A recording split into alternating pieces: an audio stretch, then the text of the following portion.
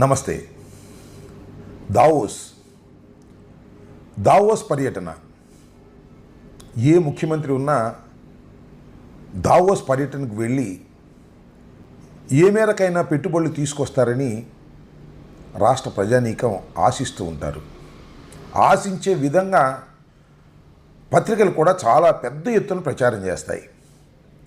ముఖ్యమంత్రి గారు దావోస్ వెళ్ళారు, దావోస్ నుంచి అనేక పెట్టుబడులు తీసుకొస్తారు, ఆంధ్ర రాష్ట్రంలో ఇన్వెస్ట్ చేస్తారు, ఉద్యోగ అవకాశాలు పెరుగుతాయి, అభివృద్ధికి దోహదపడతాయి అనేటువంటి మాటలు హెడ్డింగ్స్ పెట్టి అన్ని పత్రికలు రాస్తూ ఉంటాయి. ముఖ్యంగా చంద్రబాబు నాయుడు గారు లాంటి సీనియర్ మోస్ట్ పొలిటీషియన్, ఉమ్మడి రాష్ట్రానికి 2 సార్లు ముఖ్యమంత్రిగా చేసినటువంటి వ్యక్తి, అంతేకాదు హైదరాబాదు అభివృద్ధి అంతా నా వల్లే జరిగిందని ప్రచారం చేసుకునేటటువంటి వ్యక్తి, అనేకమైన ఇండస్ట్రీస్ ఉమ్మడి రాష్ట్రానికి తీసుకొచ్చానని ఆయన కోసేస్తూ ఉంటాడు. ఈనాడు, ఆంధ్రజ్యోతి ఫ్రంట్ పేజీలో పూసేస్తూ ఉంటారు. ప్రజలు చదివి నిజమా అబద్ధమా అర్థం కాక కన్ఫ్యూజ్ అయిపోతూ ఉంటారు. అలాంటి ముఖ్యమంత్రి 4వసారి ఆంధ్రప్రదేశ్కి ముఖ్యమంత్రి పీఠాన్ని అధిరోహించినటువంటి నారా చంద్రబాబు నాయుడు గారు 4వసారి ముఖ్యమంత్రి అయిన తర్వాత తొలిసారిగా దావోస్ వెళ్తే అద్భుతాలు జరిగిపోతాయని అందరూ అనుకున్నారు. పత్రికలు కూడా ప్రచారం చేశాయి.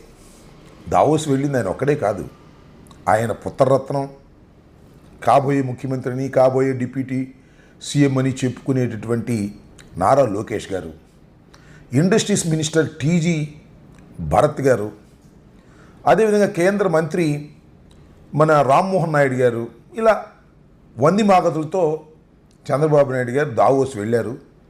దావోస్ మొత్తాన్ని పర్యవేక్షించారు, పర్యటించారు. అక్కడ మీటింగ్స్లో కూడా మాట్లాడారు. మన ఆంధ్ర రాష్ట్రానికి చెందినటువంటి ఇండస్ట్రియలిస్టుల మీటింగ్లో మాట్లాడారు. అక్కడ కూడా అద్భుతమైనటువంటి కథనాలు వినిపించారు.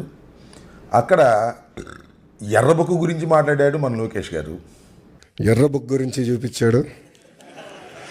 పాదయాత్రలు ఎర్రబుక్ గురించి మాట్లాడితే ఎవడు పట్టించుకోలేదబ్బా. ఎన్నికలైన తర్వాత అది నిన్న దాంట్లో డౌట్ వద్దు.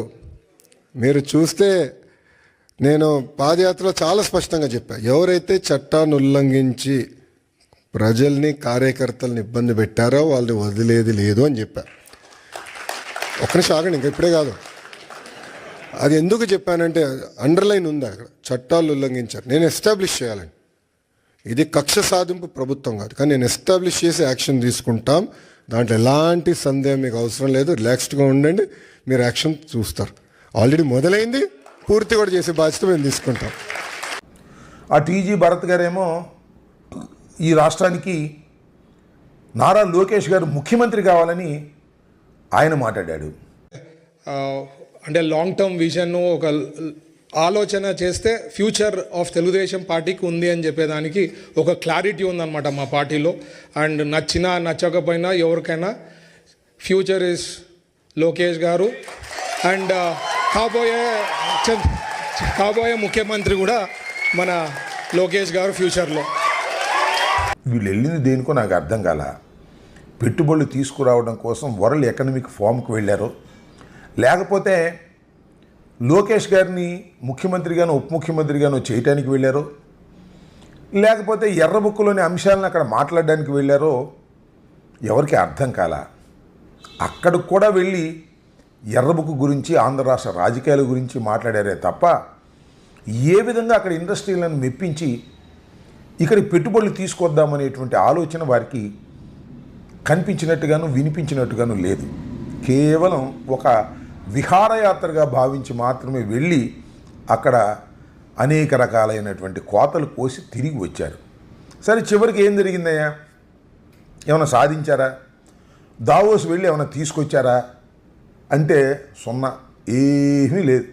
దావోస్ వెళ్ళి తీసుకొచ్చినటువంటిది పైసా లేకపోగా దావోస్కు వెళ్ళడానికి మాత్రం కోటాను కోట్ల రూపాయలు ఖర్చు పెట్టేశారు.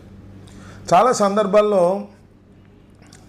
వైఎస్ఆర్ కాంగ్రెస్ పార్టీ అధికారంలో ఉన్నప్పుడు మాకు ఇండస్ట్రియల్ మినిస్టర్గా చేసినటువంటి గుడివాడ అమర్నాథ్ గురించి చాలా జోకులు వేస్తూ వచ్చారు, ముఖ్యంగా ఎల్లో మీడియా. ఒకానొక సందర్భంలో గుడివాడ అమర్ హైదరాబాదులో రేస్ సందర్భంగా, కార్ రేస్ అనుకుంటాను బహుశా, ఆ కార్ రేసుల సందర్భంగా వెళ్ళి చూసి వస్తున్నప్పుడు మీడియా మిత్రులు అడిగారు, అయ్యా ఇలాంటి రేసులు మన రాష్ట్రానికి ఎప్పుడు తీసుకొస్తారు అని. ఆయన ఏమన్నాయంటే అప్పుడే ఎలా సాధ్యపడుతుంది, నిదానంగా వస్తాయి అని చెప్పేదానిలో ఏమన్నాయంటే, కోడి గుడ్డు మాత్రమే పెట్టగలదు, కోడిని పెట్టలేదు కదా. సో కోడి గుడ్డు పెట్టాలి, దాన్ని హ్యాచ్ చేయాలి, మళ్ళీ దాన్ని తీసుకొని వచ్చి కోడి కింద తయారు చేయాలి. ఇప్పుడే ఆంధ్రప్రదేశ్లో కోడి గుడ్డు పెట్టింది, దాన్ని కోడి పెట్ట కింద మార్చడానికి టైం పడుతుంది. డెఫినెట్గా ఈరోజు హైదరాబాద్ అని అంటే కేవలం తెలంగాణ ప్రాంత ప్రజలు మాత్రమే కాదు నిర్మించినటువంటి నగరం కాదు కదా. అటు ఆంధ్ర రాష్ట్ర ప్రజలు, ఇటు తెలంగాణ ప్రజలు, ఉమ్మడిగా తెలుగు ప్రజలు అందరూ కలిసి నిర్మించుకున్నటువంటి నగరం హైదరాబాద్. సో మా పాత్ర కూడా ఉందన్నటువంటిది భావన ప్రతి ఒక్క తెలుగు వాళ్ళలో ఉంటుంది. సో అలాగే మన ఆంధ్ర రాష్ట్రం కూడా పెరగాలనేటువంటి కోరిక అందరికీ ఉంటుంది. డెఫినెట్గా దీనికి ధీటుగా, హైదరాబాద్ ధీటుగా, అందుకే విశాఖపట్నాన్ని రాజధానిగా అభివృద్ధి చేయాలి. ఇటువంటి కార్యక్రమాలకి వేదిక కావాలని చెప్పి డెఫినెట్గా భావిస్తాం.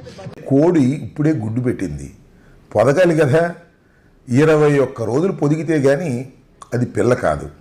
ఇప్పుడే కదా రాష్ట్రం చీలిపోయింది, ఆగండి కొద్దిగా అని చెప్పేటటువంటి అంశాన్ని కొద్దిగా చమత్కారంగా చెప్పేటటువంటి ప్రయత్నం చేశారు. అప్పటి నుంచి గుడివాడ అమర్ గురించి ఏమన్నారండి, కోడి గుడ్డు పెట్టిందని విపరీతంగా ట్రోల్ చేశారు. మరి ఇవాళ వంది మాగదులతో కలిసి వెళ్ళాడు కదా చంద్రబాబు నాయుడు గారు. కాబోయే ముఖ్యమంత్రి, కాబోయే ఉప ముఖ్యమంత్రి, కాబోయే భావి నాయకుడు అని చెప్పబడేటటువంటి లోకేష్ గారిని కూడా తీసుకువెళ్ళాడు కదా. మరి ఏంటి, కోడి గుడ్డు కాదు, చివరికి గాడిద గుడ్డు కూడా లేకుండా తిరిగి వచ్చినటువంటి సందర్భం. దీన్ని ఏమనాలి అంటున్నా. ఏదో చంద్రబాబు నాయుడు గారు వెళ్ళారు, వస్తారు, వచ్చే సమయానికి నారా లోకేష్ గారి బర్త్డే జరుగుతుంది. ఆ బర్త్డే సందర్భంగా అనేకమైనటువంటి పెట్టుబడుల వెలువను ఆయన ప్రకటిస్తాడు అని అందరూ ఎదురు చూశారు. ఎదురు చూసిన వాళ్ళందరికీ నిరాశే మిగిలింది. చాలా గొప్పడు కదా మరి చంద్రబాబు నాయుడు గారు. భారతదేశంలోనే చాలా సీనియర్ మోస్ట్ పొలిటీషియనే కాదు, ఉమ్మడి ఆంధ్రప్రదేశ్ని ఇండస్ట్రియలిస్ట్గా బాగా ఇండస్ట్రియలిస్ట్ని తీసుకొచ్చి అద్భుతంగా డెవలప్ చేసిన వ్యక్తి అని ప్రచారం చేస్తున్నారు కదా కొన్ని పత్రికలు. మరి ఎందుకు తీసుకురాలేకపోయారని ఈ సందర్భంగా నేను అడుగుతా ఉన్నా. దానికి ఒక కారణం చెప్పొచ్చు, బహుశా చెప్పేస్తాడు కూడా చంద్రబాబు నాయుడు గారు అవకాశం వస్తే. ఎందుకంటే 5 సంవత్సరాల పాటు చంద్రబాబు నాయుడు గారు పరిపాలన లేకపోవటం వలన, జగన్మోహన్ రెడ్డి గారి పరిపాలన ఉండటం వలన ఈ సంవత్సరం నేనేమీ తీసుకురాలేకపోయాను, ఆ దుష్పరిణామాలన్నీ దాని మీద పడ్డాయని చెప్పొచ్చు. లేదంటే ఇంకోటి కూడా చెప్పొచ్చు, ఇవాళ తెలంగాణకి ఇన్ని పెట్టుబడులు ఎందుకు వచ్చాయి అంటే అదంతా నా గొప్పతనమే, నేనుండగా తెలంగాణను అభివృద్ధి చేశాను కదా, అందువల్ల రేవంత్ రెడ్డి తీసుకొచ్చాయని కూడా చెప్తాడు. ఆయన అలా చెప్పగలరు, ఈ పత్రికలు కూడా దానికి తగ్గట్టుగా రాయగలరు. కానీ ప్రజలు నమ్మేటటువంటి పరిస్థితి లేదనే విషయాన్ని కూడా దయచేసి మీరు గమనించాలని ఈ సందర్భంగా మనవి చేస్తున్నా. యాతావాత నేను చెప్పదలుచుకుంది ఒకటే, చంద్రబాబు నాయుడు గారు దావోస్ వెళ్ళాడు, వచ్చాడు.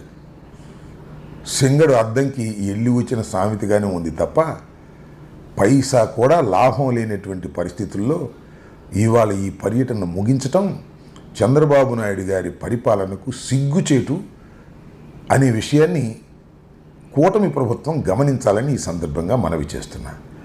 నేను ఇంకోటి కూడా ఇక్కడ గుర్తు చేయాలి. ఒకానొక సందర్భంలో పవన్ కళ్యాణ్ గారు ఏమన్నారు తెలుసా? పరిశ్రమలు రావాలి, డావోస్కి వెళ్ళిపోయి కోట్లు వేసుకొని, అది బ్లూ కోట్లు కావచ్చు, ఎర్ర కోట్లు కావచ్చు, ఏ కోట్లైనా వేసుకొని నాకు ఇబ్బంది లేదు, కానీ సంతోషం.